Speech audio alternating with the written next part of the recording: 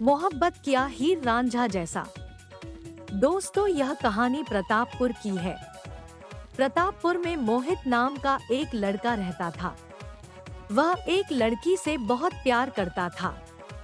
मोहित उस लड़की से सच्चा प्यार करता था। वह उसे सच्चे दिल से चाहता था। मोहित उस लड़की को कभी धोखा नहीं देना चाहता था। उस लड़की का नाम सोनी था। सोनी भी मोहित से बहुत प्यार करती थी। दोनों एक दूसरे से सच्चा प्यार करते थे। यह बात मोहित के भाई को पता थी। मोहित का भाई भी उसका साथ देता था।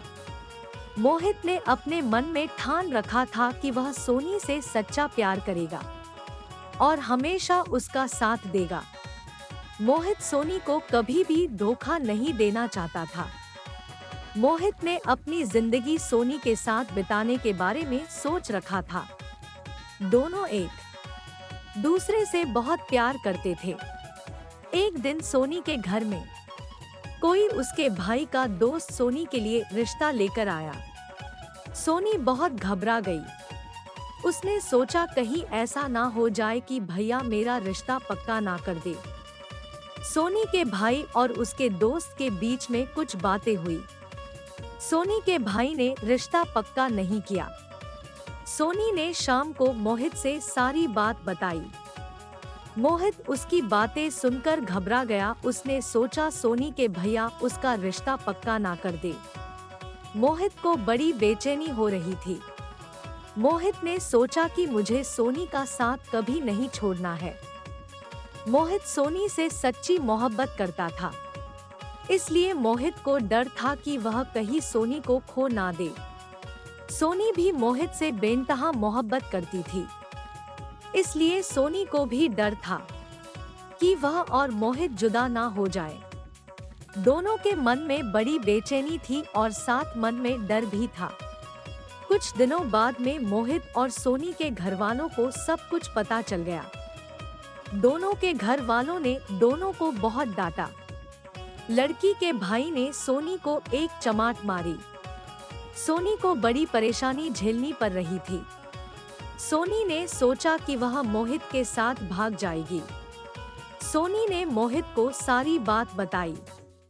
मोहित ने सोनी को समझाया कि यह सब गलत है, इससे हमारे घरवालों की क्या इज्जत रह जाएगी। मोहित ने सोनी को समझाया कि अगर हम भाग जाएंगे तो पीछे हमारे घर वालों को समाज वाले ताने मारेंगे। हम एक दूसरे से प्यार करते हैं, लेकिन अपने घर वालों से भी तो बहुत प्यार करते हैं ना। तुम भी अपने माता पिता से प्यार करती हो ना। हमें कोई और ही कदम उठाना होगा। हमें कुछ अलग सोचना होगा। मैं अपने प्यार को इतना आगे ले जाना चाहता हूँ कि दुनिया में याद रखा जाएगा, जैसे ही रांझा का प्यार आज भी याद रखा जाता है। मेरे प्यार की भी एक मिसाल होनी चाहिए। हम दोनों का प्यार सच्चा है, हमें कोई जुदा नहीं कर सकता है। हम दोनों एक दूसरे के लिए बने हैं। हमारे घरवाले इस बात को कभी नहीं मानेंगे, लेकिन हमें कुछ तो करना ही होगा। मोहित और सोनी ने सोचा कि हम दोनों ट्रेन के नीचे आकर अपनी जान दे देंगे। 2-3 दिन में सोनी और मोहित अपने घर से निकल गए। दोनों गांव से बाहर निकले ही थे कि उनके घर वालों को पता चल गया। सोनी के घरवाले और मोहित के घरवाले दोनों ने उनको ढूंढना शुरू किया। सोनी और मोहित गांव से बाहर जाकर रेल की पटरी के सामने खड़े हो गए। सामने ट्रेन आ रही थी। दोनों के घरवालों ने देखा कि वह ट्रेन के सामने खड़े हैं और ट्रेन तेज गति से आ रही थी। सोनी और मोहित ने एक दूसरे का हाथ कसकर पकड़ा हुआ था। दोनों ने अपनी आंखों से आंखें मिला रखी थी। सोनी और मोहित के घरवाले जब तक पहुंचे, तब तक ट्रेन सोनी और मोहित की जान ले चुकी थी।